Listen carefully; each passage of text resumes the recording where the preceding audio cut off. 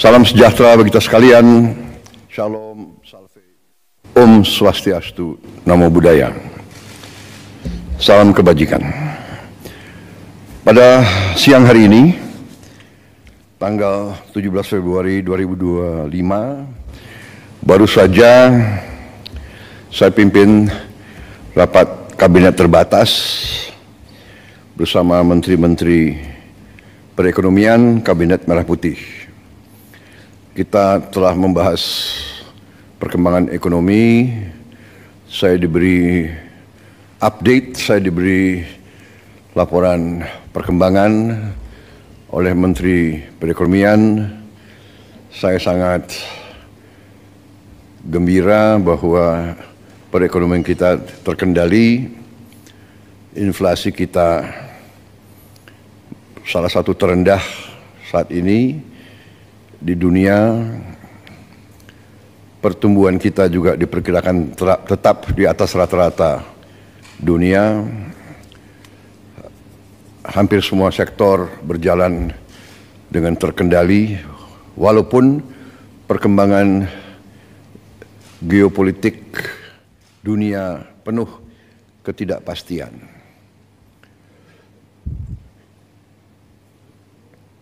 Namun ketahanan ekonomi kita cukup tangguh.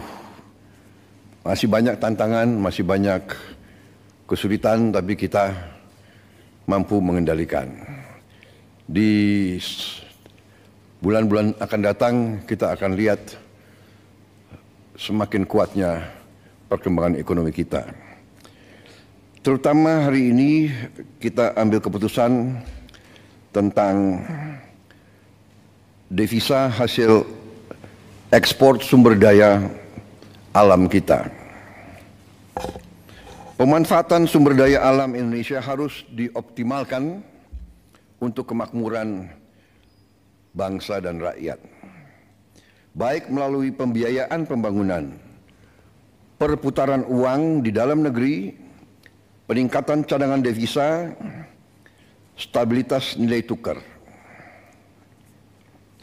Selama ini dana devisa hasil ekspor kita, terutama dari sumber daya alam, banyak disimpan di luar negeri, di bank-bank luar negeri. Dalam rangka memperkuat dan memperbesar dampak dari pengelolaan devisa hasil ekspor sumber daya alam, maka pemerintah menetapkan peraturan pemerintah nomor 8 tahun 2025, di mana pokok substansinya adalah sebagai berikut. Pertama, pemerintah menetapkan bahwa kewajiban penempatan devisa hasil ekspor sumber daya alam dalam sistem keuangan Indonesia akan ditingkatkan menjadi 100%. Dengan jangka waktu 12 bulan sejak penempatan. Dalam rekening khusus DHE SDA di dalam bank-bank nasional. Ketentuan ini berlaku untuk sektor pertambangan kecuali minyak dan gas bumi, perkebunan, kehutanan, dan perikanan. Untuk sektor minyak dan gas bumi dikecualikan dengan tetap mengacu pada ketentuan PP nomor 36 tahun 2023. Dengan langkah ini, di tahun 2025, devisa hasil ekspor kita diperkirakan bertambah sebanyak 80 miliar dolar Amerika. Karena ini akan berlaku mulai 1 Maret. Kalau lengkap 12 bulan, hasilnya diperkirakan akan lebih dari 100 miliar dolar. Selain itu, pemerintah juga memberi ruang bagi eksportir untuk tetap menjaga keberlangsungan usahanya dengan mengizinkan para eksportir tersebut menggunakan DHE SDA yang ditempatkan dalam rekening khusus untuk penggunaan sebagai berikut. 1. Penukaran ke rupiah di bank yang sama untuk menjalankan kegiatan operasional dan menjaga keberlangsungan usahanya. 2. Pembayaran dalam bentuk valuta asing atas kewajiban pajak, penerimaan negara bukan pajak dan kewajiban lainnya kepada pemerintah sesuai peraturan perundang-undangan.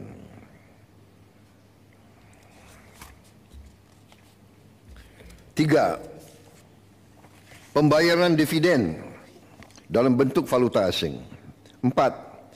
Pembayaran untuk pengadaan barang dan jasa berupa bahan baku, bahan penolong atau barang modal yang belum tersedia, tidak tersedia, tersedia namun hanya sebagian, tersedia tapi spesifikasinya tidak memenuhi di dalam negeri dalam bentuk valuta asing. 5. Pembayaran kembali atas pinjaman untuk pengadaan barang modal dalam bentuk valuta asing. Selanjutnya, dalam pasal ini telah diatur pula penerapan sanksi administratif berupa penangguhan atas pelayanan ekspor bagi yang tidak melaksanakan peraturan pemerintah ini. Selanjutnya, pengaturan kewajiban penempatan DHE SDA terhadap komoditas sektor pertambangan minyak dan gas bumi tetap mengacu kepada PP nomor 36 tahun 2023. Ketentuan masa berlaku ditetapkan pada tanggal 1 Maret 2025. Dan selanjutnya, pemerintah akan terus menerapkan kebijakan-kebijakan strategis untuk mendorong pertumbuhan ekonomi kita. Saudara-saudara sekalian, dalam kuartal pertama tahun ini, kebijakan-kebijakan yang mendorong pertumbuhan ekonomi, pertama, hasil kebijakan kenaikan OMP 2024. 2. Optimalisasi penyaluran bansos di bulan Februari dan Maret 2025. 3. Pencairan THR bagi ASN dan pekerja swasta di bulan Maret 2025. 4. Stimulus pada bulan Ramadan, yaitu A. Diskon harga tiket pesawat, B. Diskon tarif tol, C.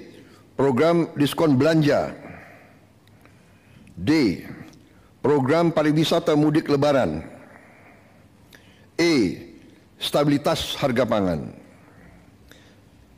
5. Paket stimulus ekonomi. A. Diskon tarif listrik, B. PPN DTP pembelian properti dan otomotif, C. PPN BM DTP otomotif, elektronik vehicle dan hibrida, D. Subsidi pajak DTP motor listrik, E. PPH DTP sektor padat karya. 6. Optimalisasi program makan bergizi gratis. 7. Optimalisasi penyaluran KUR. 8. Panen padi terrealisasi secara optimal, di mana sudah ada laporan bahwa produksi beras kita meningkat secara signifikan. Saudara-saudara, juga kebijakan-kebijakan yang mendorong daya saing untuk transformasi ekonomi kita. Yang pertama tentunya program makan bergizi gratis yang diperkirakan akan meningkatkan pertumbuhan di seluruh daerah-daerah di negara kita, karena uang berputar di desa, di kecamatan, di kabupaten. 2. Program ketahanan pangan dan energi berjalan terus. 3. Optimalisasi pengelolaan BUMN kita melalui konsolidasi ke dalam suatu dana investasi nasional ya, yang akan kita launching tanggal 24 Februari yang akan datang, yaitu Danantara. Ya. Danantara adalah konsolidasi semua kekuatan ekonomi kita yang ada di pengelolaan BUMN. Itu nanti akan dikelola dan kita beri nama Danantara, Daya Anagata Nusantara. Daya artinya energi, kekuatan, Anagata masa depan, Nusantara tanah air kita. Jadi artinya Danantara ini kekuatan ekonomi, dana investasi yang merupakan energi, kekuatan masa depan Indonesia.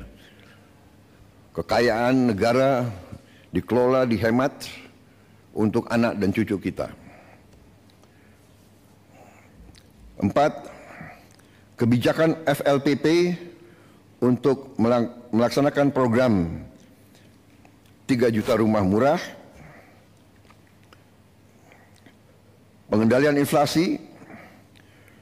5. Pembangunan kawasan industri dan KEK. 7. Revisi PP 5 tahun 2021 untuk kemudahan berusaha. 8. Keberlanjutan tax holiday dan tax allowance untuk menjaga iklim investasi. 9.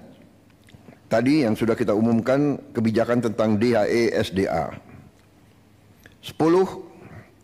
Kita akan bentuk bank emas. Jadi selama ini kita tidak punya bank untuk emas kita. Tidak ada di Indonesia. Jadi emas kita banyak ditambang dan mengalir ke luar negeri. Kita ingin sekarang punya bank khusus untuk emas di Indonesia. Insya Allah kita akan resmikan tanggal 26 Februari. Ini saya kira pertama kali ya di Republik kita. Kita terus akan perbaiki penghapusan buku tagih utang macet bagi UMKM. Tentunya juga ada kebijakan internasional kita, yaitu bahwa Indonesia bergabung ke BRICS. Sudah dinyatakan bahwa kita diterima di BRICS, ya ini sedang prosesnya, transisinya sedang berjalan. Kita juga akan menyelesaikan perjanjian SEPA, singkatan SEPA, Comprehensive Economic Partnership Agreement. Intinya adalah semacam free trade ya, free trade area, saling menurunkan tarif bagi barang-barang kedua pihak. Kemudian kita juga menjalankan terus pendaftaran kita ke OECD. Yang terakhir kita juga ingin secepatnya menyelesaikan kerjasama Indonesia kita, Indonesia, Uni Eropa, SEPA juga, Comprehensive Economic Partnership Agreement. Jadi saudara-saudara, demikian hasil daripada ratas hari ini. Padahal ini adalah pekerjaan berminggu-minggu yang dilaksanakan oleh Menko dan semua menteri, dan kita bahas sebetulnya sudah berkali-kali, tapi hari ini kita rangkumkan dan kita putuskan, dan sudah saya tanda tangan peraturan pemerintah tersebut nomor 8 tahun 2025, dan hari ini kita umumkan ke publik. Saya kira demikian, saudara-saudara. Kita bersyukur kita bisa memberi yang terbaik kepada bangsa dan rakyat.